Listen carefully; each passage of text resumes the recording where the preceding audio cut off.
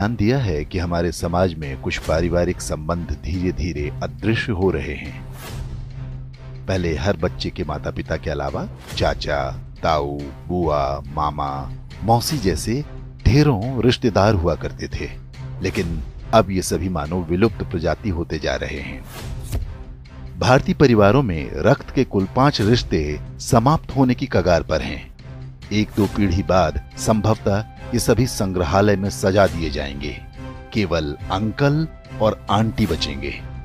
इसे इस तरह समझा जा सकता है, यदि किसी दंपत्ति के 2 पुत्र और 2 पुत्री हैं, तो उनके सभी 5 रिश्ते यानी ताऊ, चाचा, बुआ, मामा और मौसी होंगे। यदि 2 पुत्र हैं लेकिन पुत्री एक ही है, तो उनकी जो संतानें होंगी उनकी कोई मौसी नहीं होंगी। मां के बाद बच्चों की कोई सबसे सगी महिला होती हैं, तो वो मौसी ही होती हैं। यदि किसी के 1 पुत्र और 2 पुत्री हैं, तो चाचा और ताऊ के रिश्ते नहीं होंगे। यदि 1 बेटी और 1 बेटा है, तो उनकी संतानों का न तो कोई चाचा होगा, न ताऊ, न मौसी। यदि 1 बेटा या 1 बेटी होती है, तो वो पूरी तरह से अकेला होगा। माता पिता के बाद उसका कोई रक्त संबंधी नहीं होगा। सिंगल चाइल्ड फैमिली को उनका निर्णय तीसरी पीढ़ी यानी जिनके वो दादा दादी होंगे बुरी तरह प्रभावित करेगा। उनका पौत्र या प्रपौत्र इस संसार में अकेला होगा। उसे अपने रक्त के रिश्ते की आवश्यकता होगी, तो इस पूरे ब्रह्मांड में उसका अपना कोई नहीं होगा। इसलिए दंपत्ति को सिंगल चाइल्ड के निर्णय पर गंभीरता से विचार करना चाहिए। ये न केवल हमारे बच्चों को एकाकी जीवन जीने को विवश करेगा, बल्कि हमारी हिंदू परिवार व्यवस्था को भी नष्ट कर देगा। पश्चिमी देशों में सिंगल चाइल्ड पॉलिसी भारत से पहले आरंभ हो गई थी। वहां पर इसके भयावह परिणाम सामने आने लगे हैं।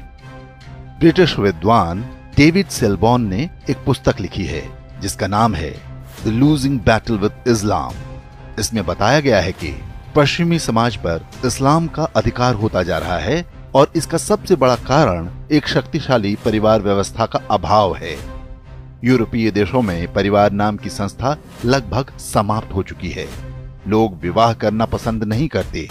समलैंगिकता, अवैध संबंध, लिव इन रिलेशन जैसी कुरीतियां सामान्य बात हैं। उन समाजों में ऐसे बच्चों की संख्या बढ़ती जा रही है जिन्हें नहीं पता होता कि उनके पिता कौन हैं। बूढ़े माता पिता को घर में रखने को कोई तैयार नहीं। ओल्ड एज होम में उनका बुढ़ापा बीतता है। यूरोपीय देशों में आज राजनीतिक दल परिवार को बचाने का वादा अपने चुनावी घोषणा पत्र में करने लगे हैं। ऑस्ट्रेलिया में तो फैमिली फर्स्ट नाम से एक राजनीतिक दल भी बन गया है। पश्चिमी देशों के समाजशास्त्रियों की सबसे बड़ी चिंता यह है कि परिवार व्यवस्था को कैसे बचाया जाए। इस सब के लिए उनके पास यही सुझाव है कि 1 से अधिक बच्चे पैदा हों। अब यही चुनौती भारतीय समाज के सामने भी खड़ी होने जा रही है। क्या हम समय रहते सतर्क हो पाएंगे, या हमारे साथ भी वही होगा जो पश्चिमी देशों के साथ हो रहा है?